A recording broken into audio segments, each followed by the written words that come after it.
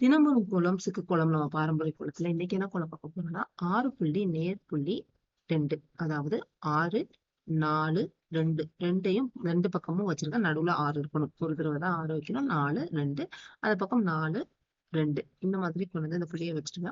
இது நம்ம 6 வச்சோம் இல்லையா? அதுல 1 வர இடத்துல வந்து நம்ம ஆரம்பிக்கிறோம். அதாவது 4ல இருந்து 1 அந்த இடத்துல சுத்து வர்றதுக்காக அந்த இடத்துல வைக்கிறோம்.